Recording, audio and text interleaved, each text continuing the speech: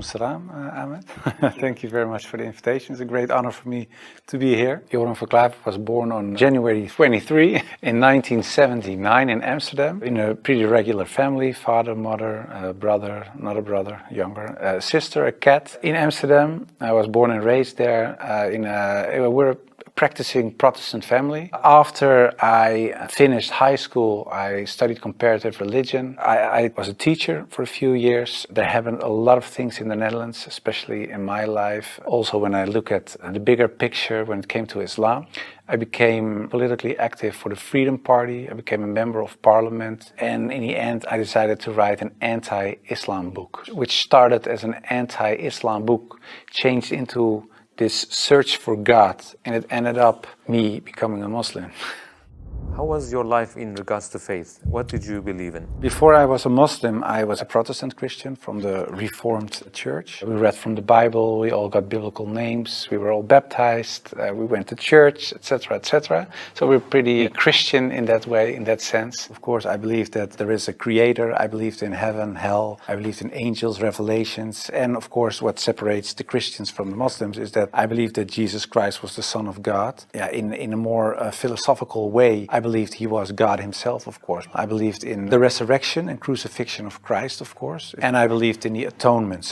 But because the Trinity is a very complex concept, whether you believe it or not, it's still very complex. Because if there is a God in the Bible, it says God is eternal. But if you are eternal and you die, you cannot be eternal, immortal at the same time. So there was something when I was a little older, 16, 17, I started questioning things like that. It's not very logical. I talked to many priests, preachers, even rabbis, and the answers I got weren't very satisfying. That made it for me kind of complex, and in the end I had some doubts about stuff like this, but I said, well, I set it aside and I thought, okay, I just believe it, and perhaps I'm not smart enough to get the whole picture. And I still believed in God. I still believed that Jesus was a very important person. I believed he was the Son of God, but how it exactly was, I left it for what it was. How and why did you decide to write an anti-Islamic book? After high school, I went to university and I did comparative religion. And the remarkable thing, I think, was that the first day of me going to college was September 11, 2001. Already thought, okay, these Muslim guys are kind of crazy and this religion isn't the truth. Then a few years later was this guy in the Netherlands called Theo van Gogh. He was a famous filmmaker and he was killed in the street. He was shot and they tried to slit his throat and they put a knife in his stomach with a letter on it for another girl, Ayaan Hirsi Ali, and it said, "You are next." So it strengthened my anti-Islam feelings in such a way that I thought, well, I have to become politically active to do something and stop this evil of harming our country. You started politics because of Islam? Yeah, and that really had to do with Islam. That was the reason that I wanted to write a book, to explain to people why Islam was a danger for the world. When I was writing my book, like I said earlier, the questions, the doubts I had about Christianity popped up again. And that was about truth, of course, because I was a believing Christian guy. And yeah, the Christian questions I had in the end were answered in an Islamic way. Because, of course, when I started writing the book, a lot of people think that it was a political book. But it wasn't so much a political book, it was a religious book, because I wanted to show people why Islam was a danger as a religion, and I wrote it from a Christian perspective. So in the beginning I made a comparison between the Christian concept of God and the Islamic concept. So I started comparing it. But because I had these doubts about the Trinity and I saw Tawheed, the oneness of God in Islam, I thought, yeah, it sounds a little bit more logical. And then I thought to myself, well, I reread the Bible to refresh myself and see, okay, why isn't the concept of Islam, the Tawheed concept, isn't the Christian concept? But when I was reading the Old Testament and I saw what the Old Testament prophets said, it was one God, one God, one God. And then I thought, okay, I'll look only at the words of Jesus Christ in the New Testament. And then there's this story in the New Testament where a guy comes to Jesus and he asks him, what is the most important thing in life? How can I gain paradise? And he said there are two things. He says, "Hear, O Israel, hear, your God is one. Treat your neighbor as you want to be treated yourself." So I thought, well, even Jesus Christ says, "Hear, O Israel, your God is one." So I thought, well, this whole Muslim concept of God sounds more logical, and it's the same concept that I find in the Old and the New Testament. And I know Christianity as a religion teaches something else, but it isn't the concept of God that I find in the Bible. So after weeks and weeks of study, reading, rereading all kinds of books, I thought to myself, okay, perhaps this oneness of God is something that is true. So that's how it started. What resources did you use while doing your research? Because I was kind of shocked, I started writing to several authorities on these religious matters. And one of the guys that I wrote to was Sheikh Abdul Hakim Murad, and he's a professor from Cambridge University. But in a way it was kind of strange, of course, because I was a politician back then still. I was writing an anti-Islam book with an anti-Islam purpose. And I'm asking this Muslim professor from another country, can you help me?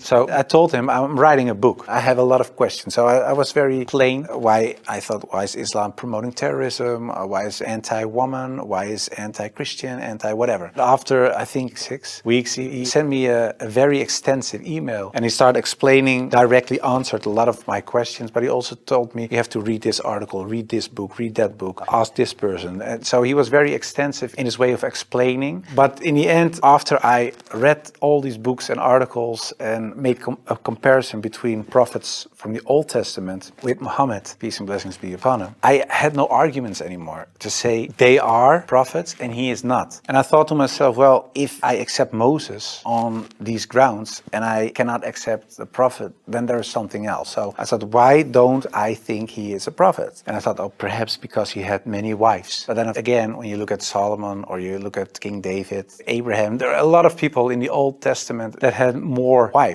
And when you look at even outside of the religious books, culturally in Europe, in Africa, Asia, everywhere, there were men with several wives for several reasons. So I thought to myself, well, that cannot be a reason either. So one by one, all these reasons fell. And in the end, I thought, well, I have to say all of them are not prophets. But I didn't believe that because I thought, well, the things they did, they said, the miracles that happened, etc., they were confirmed in what they said and what they did. So they are. And then I said, well, then I have to accept that Prophet Muhammad perhaps is a prophet too. So I was doubting it. So first I thought, well, it's the most evil person I know because of the history. Then I said, well, perhaps it's not that evil, but he's not a prophet. And in the end I started doubting, perhaps he is a prophet. Yeah, that took, of course, me reading a lot of books again. And the one thing that I think was very wise of Abdul Hakim Murad to say was, he said, well, the books you read about with the anti-Islam arguments are written by non-Muslims. He said, if you want to know more about Christianity, you don't read books from atheists. You start reading the books from the Christians. Why do they believe this? What are the arguments? So he said you have to do the same with Islam. So start reading Islamic books from Islamic teachers, from Islamic scholars, etc. And then you can see, if you compare the books on the same topic of people who are Muslim and wrote those books and non-Muslim, you can see where they took the wrong turn, where they translated words in the wrong way, sometimes perhaps even not on purpose, but just because they didn't know, where things are added, where things left out of it. So, and in the end, you see there's this other religion almost created because of all these things. And that's what I did. And that's what I also did with The Life of the Prophet, because I read a book from Martin Links, The Life of the Prophet, based on the earliest source of Muhammad. And it was written, of course, by a convert. And his way of reasoning, his way of telling, his way of writing appealed to me because it's culturally the same thing. How do I approach a certain topic, etc. And it was the first time that I saw him not so much as a warlord, because that's the picture I had in my mind, but I saw him as a father, and I saw him as a friend and a teacher, and so much more. And so, yeah, I saw the person and his character, and I said, well, I can say a lot, but I cannot say that this is not a good man. So his character persuaded me to read more and to want to know more. What surprised you the most while doing your research? The story about Hind, there was something that, like a switch, like I had to change. And that was because I thought Hind, she was the wife of one of the enemies, Abu Sufyan. And in a way, they gave money to kill Hamza, the favorite uncle of the Prophet. And that was what happened on the battlefield. He got killed. They even paraded with his ears and cut off his nose and horrible stuff. So the Prophet was deeply sad, of course, of what happened. And years later, he became powerful. He came in power in Mecca. And then there was Hind. And I was reading this book and I thought, okay, now she gets crucified or her head gets cut off or something like that. But he said, well, I cannot look at her right now, but everybody is forgiven. And if you want to stay here and live among the Muslims, it's possible. If you don't want that, you can go. But bloodshedding is over now. And I thought to myself that she was forgiven. If you can forgive someone who kills a relative, especially a favorite uncle of you, even starts parading with parts of his body to show other people that she humiliates you do and whatever you stand for, that means you have such a great character. It's very special. It's something you don't see. And that's what he did. So I thought to myself, well, it was a really special guy. And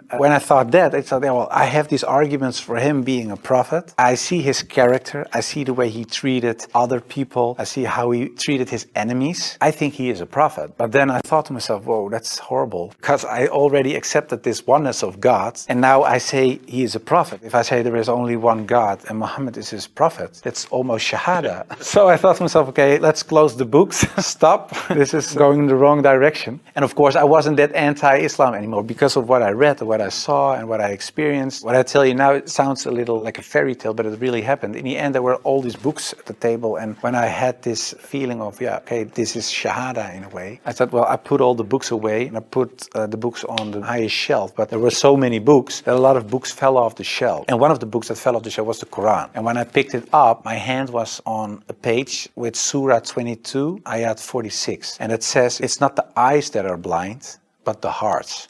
And I thought to myself, that really is my problem, because it wasn't the eyes. I really could see what I written down myself. Nobody forced me to write this book. Nobody said you have to write this or that. I started writing myself and I could see it with my own eyes, but I still couldn't accept the fact that I said he is a prophet, there is this one God. I just couldn't. So it wasn't my eyes that were blind, but it was really my heart. I couldn't accept it. I think my nafs or whatever, my ego, I couldn't accept it. And I said, well, God, I don't care if it's the God from the Bible or the Quran, give me a sign or something so that I 100% sure know this is the way. And I went to bed, but when I woke up, I felt very secure in myself. I really felt very secure. I've never been more secure about anything else. The whole anxiety or the whole doubting issue, it disappeared like snow for the sun. And I thought to myself, well, I think I'm a Muslim.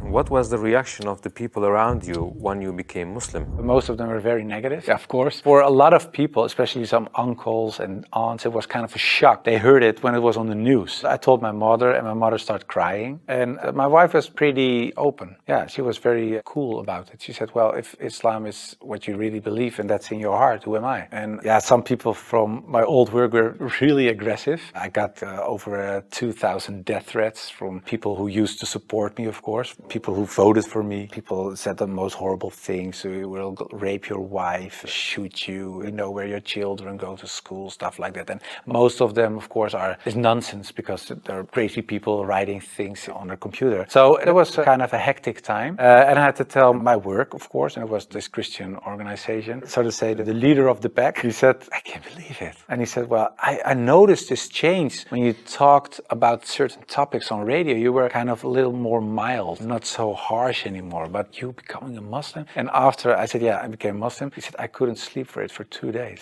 I couldn't accept it. It was so strange. But the hardest part for me was telling my grandfather, because my grandfather was dying and he was 93, 94 years old and he was on his deathbed at home. I had to tell him, and my mother told me, yeah, you have to tell your grandfather. It was her father.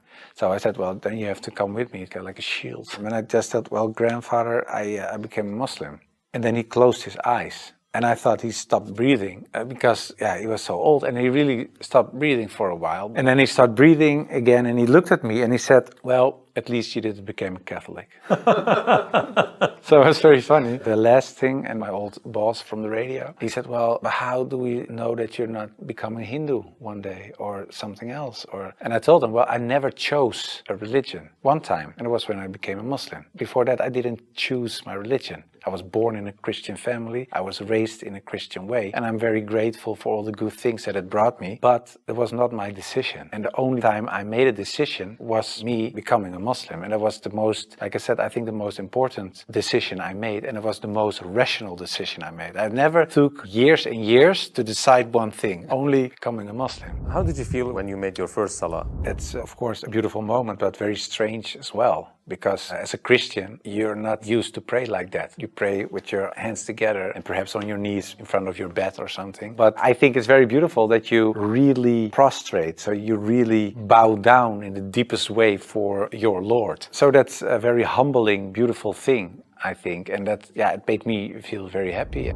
What were the three biggest challenges you faced when you converted to Islam? Well, becoming a Muslim, of course, was a big challenge because I had to tell the world and family, and that was a big challenge. The part of thinking that it would be very hard to become a Muslim, because especially as a Protestant Christian, there aren't so many things you have to do in a religious sense. As a Muslim, in terms of practice, so it is required to pray 5 times a day. It's required to eat in a certain way. It is required to think in a certain way. You have to be the best in a way every moment because of your relation with your Creator, and because of the fact that you have to pray 5 times a day. It's a constant reminder in a way of the Creator. So that makes you much more aware of the fact that you have a Lord than as a Christian. That's how I experienced it. And I thought to myself, whoa, 5 times a day praying, I cannot do this, I cannot do that, I have to do. So that made it hard in the head. But after I became Muslim, it wasn't hard at all. Are you raising your kids as Muslims? Well, you try, of course. I don't know, when you're really raised as a Muslim, I think it's a very difficult job, especially in these times. Of course, when I married, I wasn't a Muslim. You promise in a way that you raise your children as Christians. So after I became Muslim, I'm not raising my children as Christians, of course. If the kids have questions about Christianity, they ask my wife, they get Christian answers. And if they come to me, they get Islamic answers. But most of the time, she says, ask your father. And my wife cooks halal for everybody. So that's very sweet. She says, well, I'm not going to cook 5 meals. So everybody eats the same. You want halal, everybody eats halal. So in a way, it's like an organic process. What was your heaviest and most regretful expression that you used for Islam? I think Islam is a lie, because that's something I used to say. Islam is a lie, the Quran is poison. But when I said Islam is a lie, that's the whole religion and everything that comes with it. So that's like the highest level of Jahiliyyah in a way.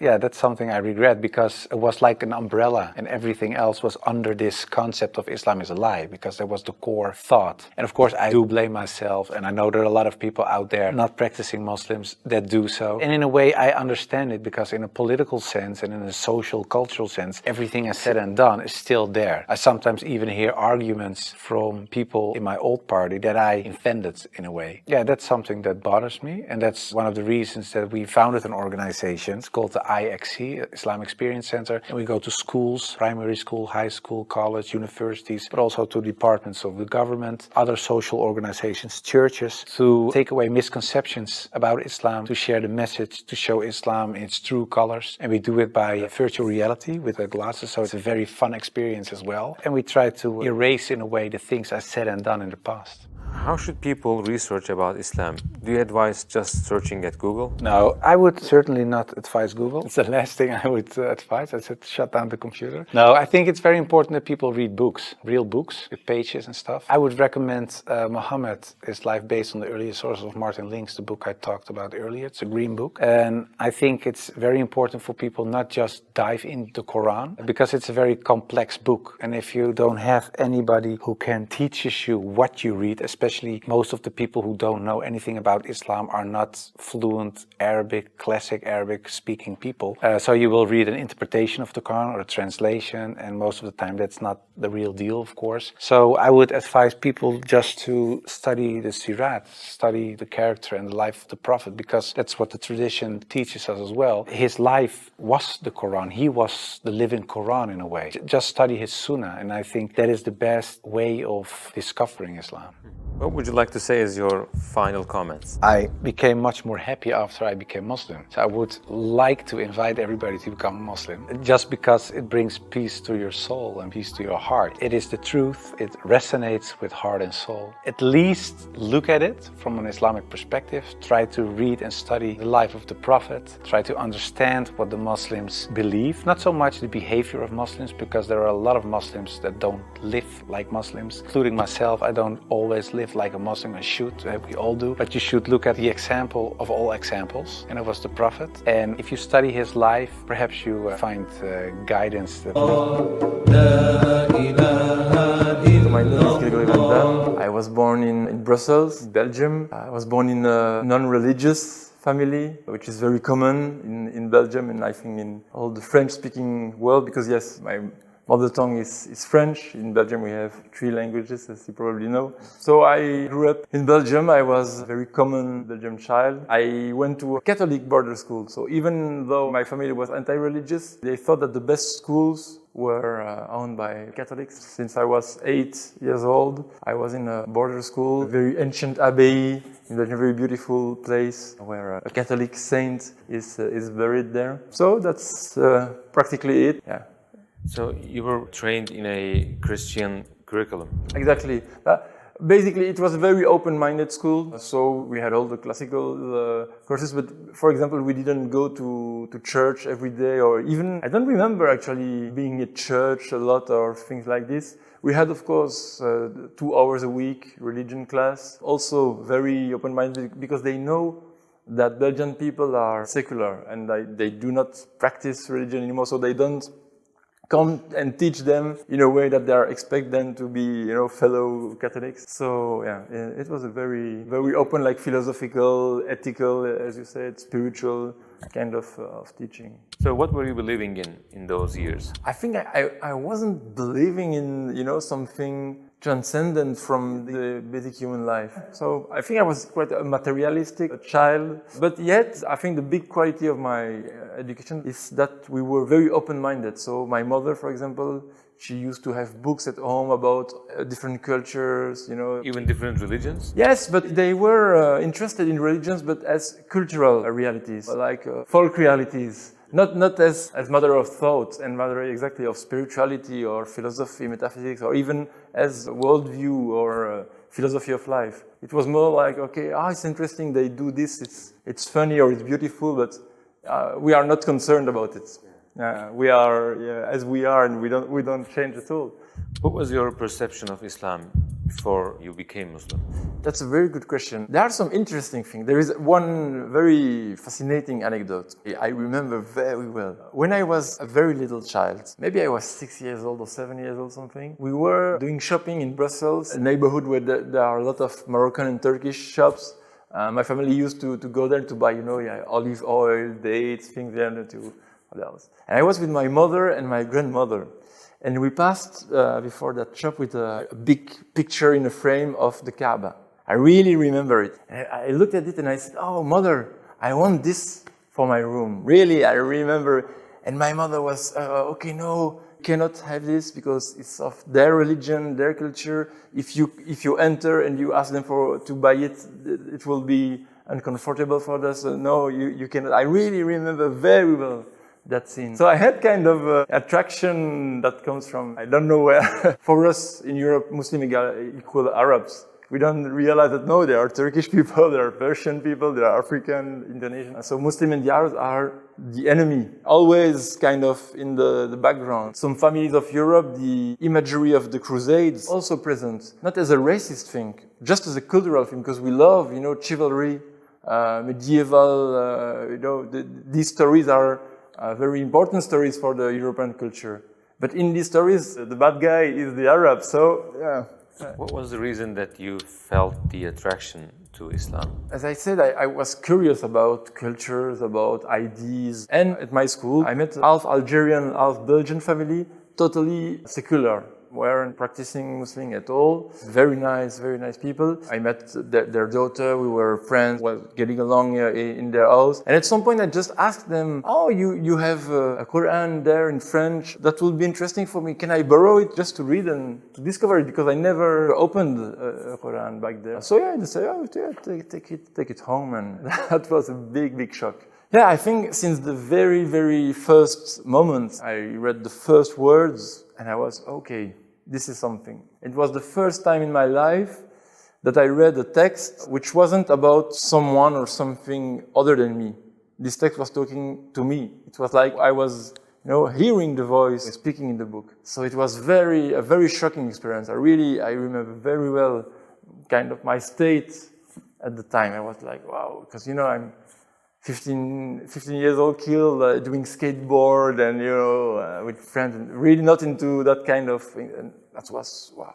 That was said in this book was just plain evidence. Was, okay, just wake up now. Look around you. Don't you see? And I was, yes, that's true. That's how I really see the world. And that's how I should see the world. And that's how I should see myself as part of this world. So it was as though it was speaking directly to you. Allah Exactly. was speaking directly to you. Definitely. I was really reading it as, okay, this is a personal letter I received from God, you know? And also, okay, that is God. I never thought about God that way. So that was for me also the big revolution. This is a universal message about truth, about a universal truth, actually. What happened afterwards? I opened myself to this Algerian family city. Like, oh, what's that book? It's incredible. I think I'm going to be Muslim. By just reading Quran? Yes, and without knowing any practicing Muslim ever. Basically, I was really convinced. So I had no Muslims around me. I didn't matter at all. Through the mother of the family, she got me a book about how to pray, all, you know, the 5 pillars, or basic teachings of Islam. So for 3 years, I was pupil in the boarding school, and I was practicing Islam all by myself. How did your family or your friends react to this? My friends, they weren't understand the thing. You know, they were skateboard kids, like punk rock young guys, and they were like, "What are you doing there? What's that?" They were laughing at me, but they were nice people, so they accept, okay, that's his thing now. But I think everybody, my friends, my family, everybody thought it's just a teenage whim. thing. Yeah, whim, exactly. It will pass with time. But yet, what is unbearable for European minds is the rules. Why should you stop drinking alcohol? Why should you not eat pork? It's just meat. So what's the problem? What should you fast? It's not good for your health. For them, following rules, it's really what they always fought against and avoided, exactly. So why our son or our brother is imposing on himself those rules? They don't understand. Was it hard for you to perform 5 times a day, or was it hard for you for fasting 30 days in 1 month? Fasting was not that an issue because up north, I had the rahmah that my first Ramadan was in November. So basically I was fasting from 8 o'clock to 5 p.m. Very easy Ramadan. It's after that I experienced the Ramadan in summer, in north summer, which is like 21 hours fasting. This is something. But so at that time, no, Ramadan was not a problem at all, really. But praying regularly, that was an issue, of course. When I was at the boarding school, very, very difficult to find a way to pray. I was finding ways to cover my prayer after school or something, but that was the most important struggle. Did you preach the message of Islam to people around you, and did anybody become Muslim because of you? Actually, yes, several friends. I don't know if it's a strategy because it's unconscious, but usually I don't try to convince people. I myself, we talk about things, I give my point of view, but without, trying hard to convince them or, no, you have to accept this or no, not at all. It's kind of dialectic thing. We are talking, I say, okay, from my perspective, I see the world like this. It had incredible results. I have several friends who came and say, okay, I want to become Muslim. And I said, come on, are you serious? Without trying hard to do it. I think it's the best way to convince people because the European mind is very reluctant about being convinced. They don't trust politicians, they don't trust the medias, they don't trust scholars at university, they don't trust anyone. Also the religious figures they don't trust. Definitely, this is really, for them it's the past. Another interesting, when my sister had her first daughter, I think she was like 4 or 5, she started to ask questions about death, like every children, And what my sister said, these questions you will see with your uncle. I have no answer about death, but your uncle, he has the answers. So I said, okay, so you don't really accept my Islam and you are not at ease at all with my belief, but yet you realize that for very crucial realities like death, I have more answers than you. This is really interesting. They realize that there is something, but they cannot step forward and they cannot overcome the barriers they have. Do you think there's an increasing Islamophobia in Belgium or in the rest of Europe? And what should be done to prevent this? From my point of view, the answer is yes and no. Yes, because it's obvious in the medias, in some politicians. After 9/11, everything changed for the bad, and with the attacks in Europe, it just went crazy. Charlie Hebdo. Yeah, Charlie. And in Belgium, we had attack at the airport, in the subway. So it was, wow, very shocking things. So definitely, there is a sentiment of Islamophobia growing. Yet, I clearly saw in Belgium is that after the attacks, a lot of people wanted to know about Islam. That was a very new thing. They wanted, okay, so what is about this religion? I want to understand what's the point.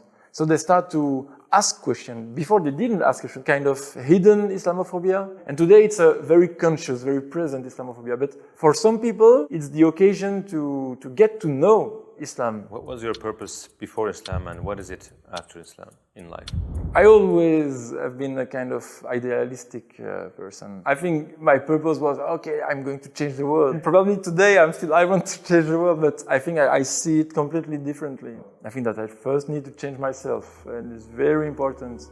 You don't change because you want to change. You have to know exactly what change you want for the world. So, yeah, today I think the importance of this knowledge, to know better human being, to know better how the world works, and to know better.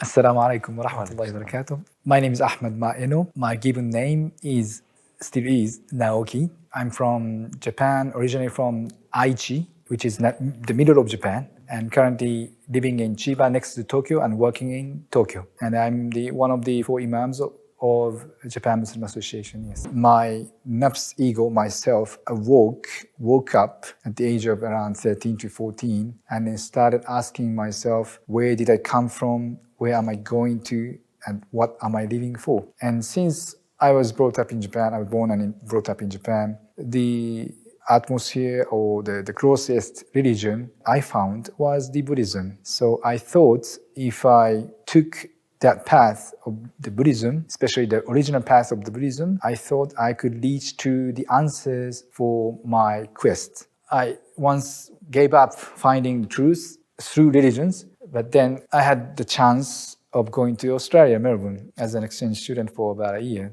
Then during my stay there, alhamdulillah, I met one Egyptian family. They treated me very nicely. So knowing them, through dealing with them, my biased viewpoint against Islam slowly melted away. So what was the point that you became really convinced about Islam? After coming to the conviction with Islam that this is the one I was always looking for, I still had fear and anxiety towards my future, because I was one of those who look at Islam with biased viewpoint against. So I knew if I took the final step, over coming across the red line of becoming and entering into the world of Islam and Muslims, how would I be looked at in Japanese society, in my own society?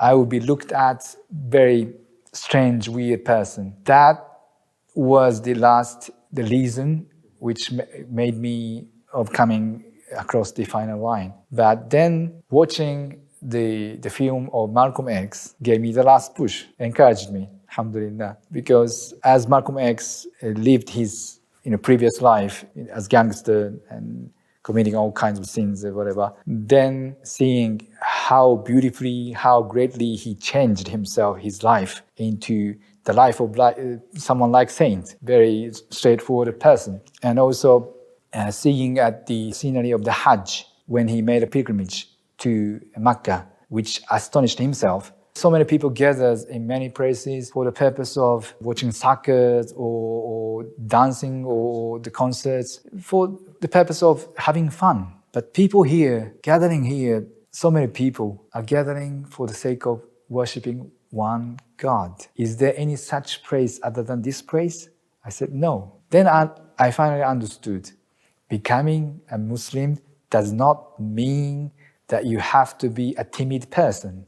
No. Becoming a Muslim is something very cool and beautiful and great. So alhamdulillah, I took the final step and then embracing Islam. So the very night of that day, when I saw the film of Malcolm X, I consider myself that was the time I embraced Islam. I returned back to Allah subhanahu wa ta'ala when I put my knees down and then put my forehead on the floor and pray to Allah subhanahu wa ta'ala. How was your family's and friends' reaction of your becoming Muslim? Well, they misunderstood. Although I told my parents my story of coming to Islam from A to Z, but they misunderstood. Yeah, then that's why in the beginning there was no problem actually. But then when social issue happened in Japan, appeared, obviously that was due to some fanatic cult called Omu, those who threw the killing poison inside the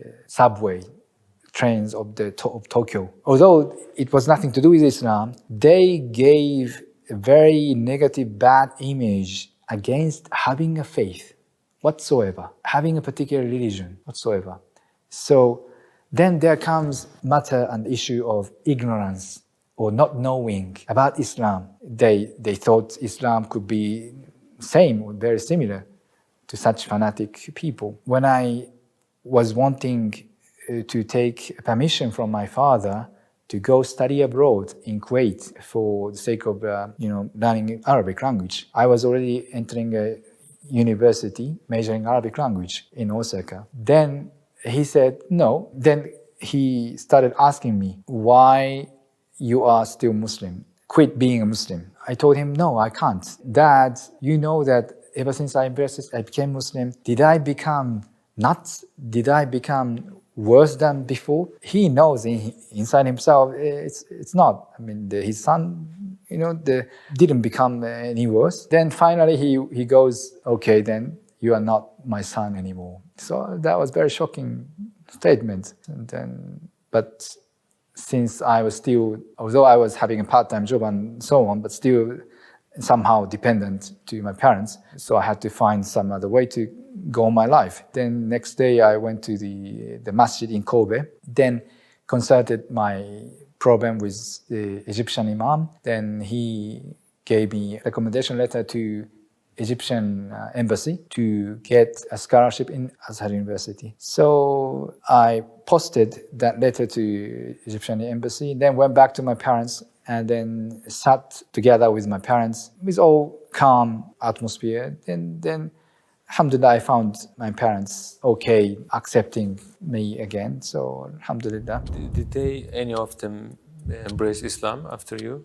Still? Unfortunately not. My father, who passed away, although his latter time before dying, he even told me that if I start living with you, I will be ready to embrace Islam or something. But my family circumstance didn't allow that. So, what was the thing that couldn't make sense to you in Buddhism? What couldn't you find in Buddhism? One of those is reincarnation. Reincarnation is the thought started from India. And as you know, Buddhism was the successor of the Hinduism, or even the Buddha himself was considered to be revolutionist of the Hinduism. So the reincarnation is to see that you have the spirit, you have the soul, and this soul is never going to die and remains in this world through many kinds of shapes, depending on your works, depending on what you do. So the previous life, you might have been animal or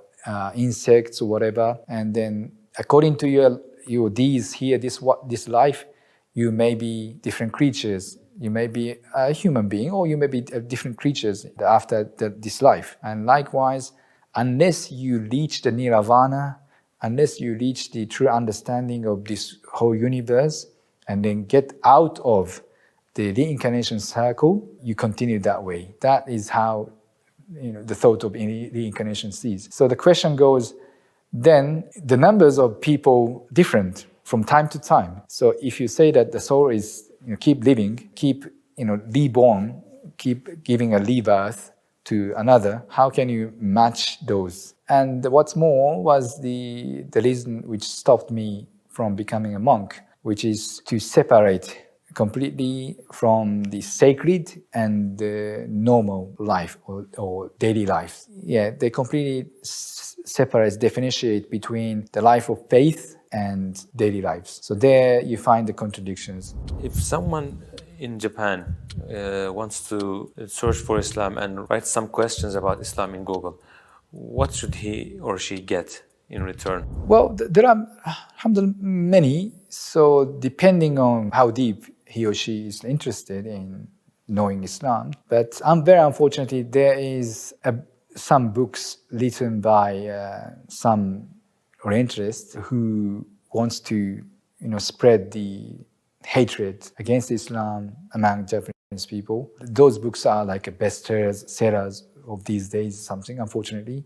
So they may be the first medias that they would find, I guess. What is the worst hardship that you go through in Japan about practicing your religion and living your life as a Muslim? Currently? Yeah. Now? Generally. Well, I would say lack of helping hands, because I have, alhamdulillah, 5 children, but we don't have, my family, they consist, including myself, 7 people. The only Muslims amongst my families and relatives. So as the case of my wife. So we don't have hands of families to take care of. Community. Yes, or even the community. I am living in the place called Gyotoku in Chiba, where comparatively many Muslims are living. But to my eyes, Muslims are gathering at times of prayers, but for their private lives, I don't see any links or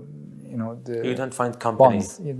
in your daily life with the other Muslims so much. What was the best attribute of the Prophet ﷺ that impressed you the most? His mercy, especially the time he was coming back from Ta'if, trying to call for the people of Ta'if, but being thrown the stones and against act. Then when he was offered by the angel mountain to crush them, what he said, subhanallah, please don't. Perhaps there might be generations after them, those who would believe in one God. Subhanallah. Why did you choose to become an imam? Because no one is doing.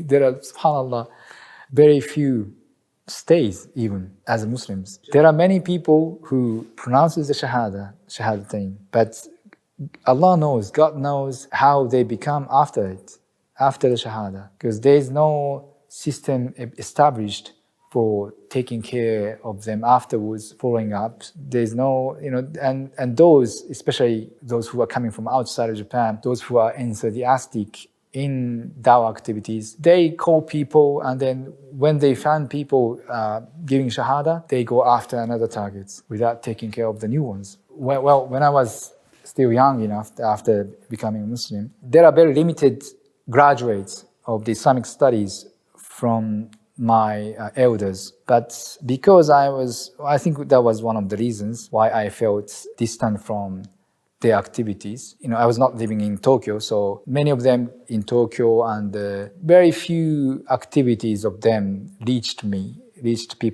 person like me.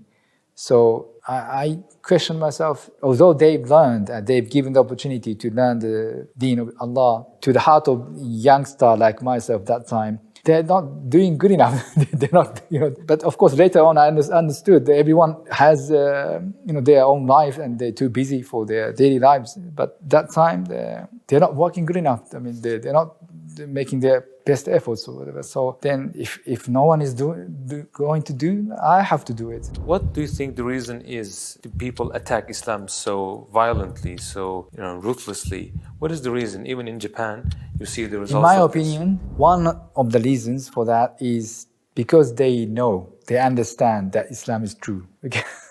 And because they understand straight away inside themselves, after recognizing Islam as truth, they know they have to accept it. But if they accept it, it'll be burden on them. So they act with hatred and against it. Because without the teachings and the education of Islam, our nafs becomes very fat and huge and powerful against us. Is there anything you want to add? Oh, please. If you were among our brothers and sisters, please don't forget to pray for me and for my family, and especially for my mother's Islam, and also the mother of my wife and my brother in kinship, and all, similar circumstance people, like our parents. Many of the parents of people like me, reverts or converts, are still not Muslims. So please pray for us.